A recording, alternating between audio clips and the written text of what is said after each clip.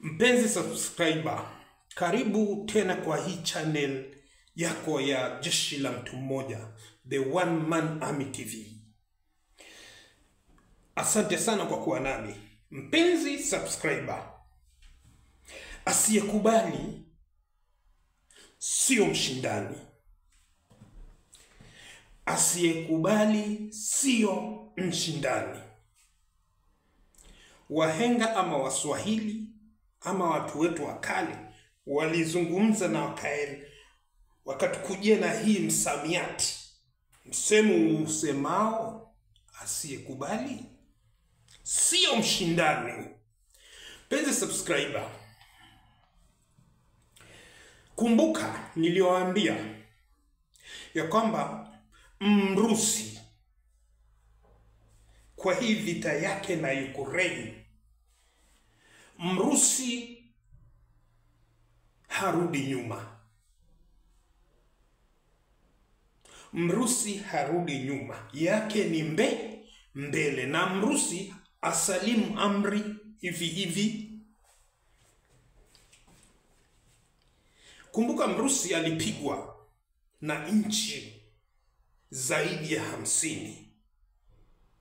Vita ambao kwamba vinaendelea kule Ukraine ni vita Mrusi kwa upande mmoja na Ukraine na nchi za magharibi ikiwemo Marekani na muungano ama shirika la NATO kwa upande mmoja. Umenipata? Licha ya Mrusi kuwekewa vikwazo vya kiuchumi, licha ya Mrusi kupigwa na hizo nchi, licha ya Mrusi muungano wa Ulaya na Marekani na NATO kumwaga mvua ya usaidizi, kumsupport, kumpiga jeki Ukraine, Mrusi ameng'ang'ana, na kwa kung'ang'ana kwake amefaulu kupata tunda. Anavuna, yani ina mavuno, ina manufaa kwa upande wake Mrusi. Kumbuka, Mrusi hakutarajia ya kwamba itakuja kufika siku atakuwa amethibiti karibu nusu ya Ukraine. Hakuwa amejua hiyo. Mrusi alikuwa anajua kwamba ama kwa fikra yake, ama kwa mpangilio yake, ama kwa maoni yake ni nchi ya magharibi isikaribie mipaka yake kutumia Ukraine. Kumbuka kulikuwa na ile makubaliano ya Minsk huko Finland, Minsk Agreement. Hiyo mkutano ilikuwa imeutoka na mwongozo na makubaliano ya kwamba Mrusi na Ukraine wamekubaliana katika hiyo mkutano ya Minsk. Ukraine hatakubali, hataruhusiwa, yani hatakuwa mwanachama wa NATO. Pili, Ukraine hatakubali nchi za magharibi ziweke kambi yao za jeshi huko Ukraine. Tatu, Ukraine hatakuwa akipiga ama kuua jamii raia ambao kwamba wanaongea lugha ya Kirusi, ambao kwamba wanaishi katika eneo ya Donbas. Donbas ni sehemu ya Ukraine, iko na maeneo mbili, iko na Luhansk na Donetsk. Luhansk na Donetsk ipo katika himaya ya Ukraine, na wakaaji wengi wa eneo hizo mbili ni wazungumzaji wanatumia lugha ya Kirusi. Kwa mfano kule Tanzania, eneo ya Serengeti kuna Wamasai, na upande wa Kenya kuna Wamasai. Umeniona? Pia kwa mfano, Somalia kuna Wasomali na upande wa Kenya kuna Wasomali Garissa. Sasa kule Ukraine katika eneo la Donbas ambao kwamba ina maeneo mbili, Luhansk na Donetsk, kuna wazungumzaji wa lugha, wengi wao, yani the majority, they speak Russian, waongea lugha ya Russia. Sasa kabla hiyo mkutano, ndio hiyo mkutano hiyo ya Minsk, Ukraine ama serikali ilikuwa ikiwakandamiza jamii ambao kwamba wanazungumza lugha ya Kirusi, ambao kwamba wako kwa hiyo eneo ya Donbas. Sasa hao wakasema sisi tunapigwa na tunauawa, wacha tujitetee, tutafute tuseme nini, tupiganie uhuru wetu ya kujitenga. Ndio wakaamua kupigana kule ndani ya Ukraine. Mrusi amekaa mbali anaona tu. Sasa ikakuja ikafika kikomo, ikamfikia hapa. Mrusi akasema no, wacha tuende tuwasaidie wale wenzake, maana hawa watu ambao wa Donbas, hao watu wa Donbas ambao kwamba wako katika eneo ambao kama iko ndani ya Ukraine, wakaomba wasaidiwe kutoka Urusi. Wakaanza kupigana vita ya kujitakia uhuru, na kulikuwa na maafa, kulikuwa na mapigano, uharibifu, wanasumbuliwa vitu kama hivyo. Sasa katika maongeo ya Minsk, Mrusi aliweka sharti katika hiyo maongeo ya makubaliano ya kwamba Ukraine asiwakandamize jamii wanaoongea lugha ya Kirusi. Pili, Ukraine asiruhusu muungano wa NATO kuweka kambi zao za kijeshi huko. Tatu, Ukraine akome kuomba wanachama ya NATO. Nyingine, Ukraine apunguze idadi ya majeshi yake iwe 300,000 hivi. Kumbuka Ukraine pia ni kubwa, nchi kubwa, kwa hivyo ilikuwa inapanga kuwa na wanajeshi karibu 1,000,000 na.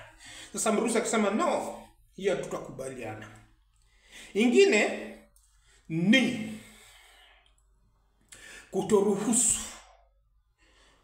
silaha yoyote kutoka nchi za magharibi kutumika huko.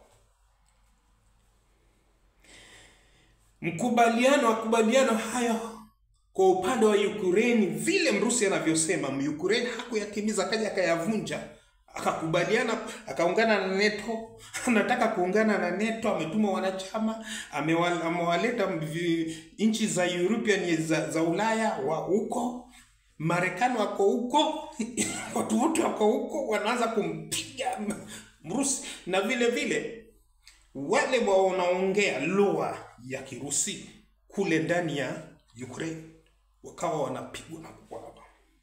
Mrusi akasema ataingia kwa mabavu. Akaingia, akaanza kuchukua maeneo, wakaanza kupigana. Hiyo eneo ya Donbas wakajitengezea wenyewe, kwa sababu kuna viongozi wao ambao kwamba wanataka kujitenga. Wakasaidiwa na Mrusi, wakatengeza katika hiyo eneo lao. Vita zikiendelea, kura ya maoni, je, wapate uhuru wao au waungane na Urusi au wabaki kwa Ukraine?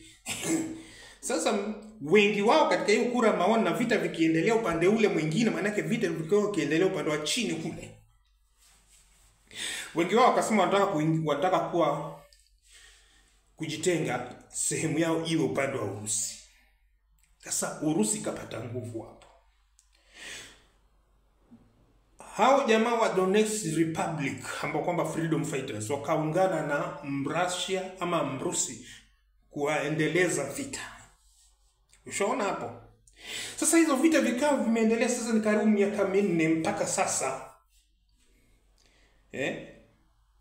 Licha ya nchi za Ulaya, nchi za Magharibi, nchi ya Amerika kumwaga na kumimina silaha na kumsupport na kuweka vikwazo kali ngumu ya kiuchumi dhidi ya Mrusi. Mrusi akaanza kuteka maeneo. Ameteka maeneo mpaka sasa, ameteka maeneo kubwa zaidi. Imefika wakati sahihi eneo ambao kwamba ameichukua kama vile nilivyotangaza kutafuta. Ukienda tu nenda just go back to my old video. Utakuta katika hiyo video zingine nimezungumzia maeneo ambao kwamba Mrusi ameteka kufikia sasa. Eneo la Donbas ndio eneo ambao kwamba linasimamia viwanda utajiri mkubwa ya Ukraine. Eneo la Donbas ambao ni Luhansk na Donetsk ambao kwamba wakaaji hapo wanazungumza lugha ya Kirusi. Eneo hilo ndio ina yale madini ambayo kwamba inaitwa uranium na lithium. Wazungu wanaita rare earth. Hizo madini na madini zingine ni muhimu sana katika masuala ya teknolojia, ndege, satellite, artificial whatever, drones, viwanda zile machines, simu hizi za rununu zinatumia. Alafu kumbuka pia energy, stima, kuweka umeme. Sasa kwa hivyo hiyo sehemu yote, ikiwa ile sehemu inaitwa Kupiansk ambao kwamba walikuwa wameilinda kabisa, ambao ndio iko na hizo madini mali. Wanajeshi wa Ukraine na Amerika na nchi zingine wakawa wanalinda hiyo sehemu isitekwe. Mpenzi subscriber, Urusi imeuteka hiyo sehemu. Na imeteka haya masehemu yote, karibu yote, 95%. 99%. Imebaki 10% peke yake eneo katika Donetsk ambao kwamba bado Ukraine anashikilia. Nakumbuka Marekani iliweka mkataba na Ukraine. Ukraine alikuwa anataka usaidizi wa kijeshi. Marekani akasema hakuna cha bure, mkono mtupu haulambwi bana. We hauna hela, hauna nini. Sasa ile kitu ambapo kwamba weka mkataba, sisi Amerika tutakuwa tukithibiti maeneo ya hizo madini. Umenipata? Sasa hiyo sehemu ya madini Mrusi ameshauteka. Ameuteka nini? Wiki hii sehemu ya Kupiansk walikuwa wameweka vizingiti hapa. Mrusi hatapita hapa, Mrusi hatapita hapa, hatafika hapa. Mrusi amekuwa wakati Ukraine alirusha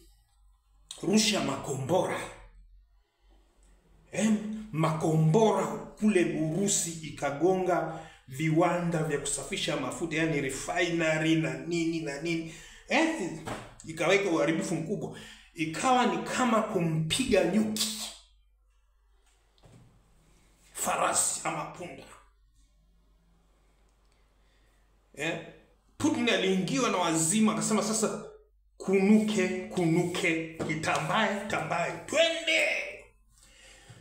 Siku 2-3 iliyopita juzi, usiku na mchana, mizinga na makombora na madrone ilipigwa sehemu ya ya jiji kuu ya Ukraine, Kiev, na masehemu mbalimbali. Kawa unajua sasa ni msimu wa baridi katika Ulaya, msimu wa baridi, yani winter inaingia. Na winter huwa inatatiza matatizo mengi sana, kuna barafu, kuna nini, na inachukua miezi 3 ama 4. Winter inachukua hiyo msimu wote. Sasa huku Ulaya huwa wanatumia sana nishani, yani power, ama stima ama umeme, kwa sababu inaleta joto, inaleta ili Sasa kule nchi ya Ukraine ndio kuna baridi zaidi. Nchi ya Finland, Ukraine, Norway, wapi kule Sweden, Switzerland, eneo hayo na Urusi ndio kuna baridi ya kukatana shoka.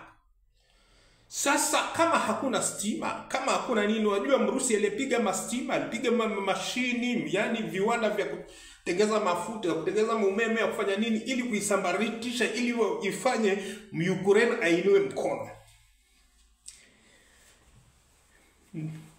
Marekani, Donald Trump aliona hii, akaona hizo mali zinaenda, Mrusi anauteka hiyo, anauchukua tayari.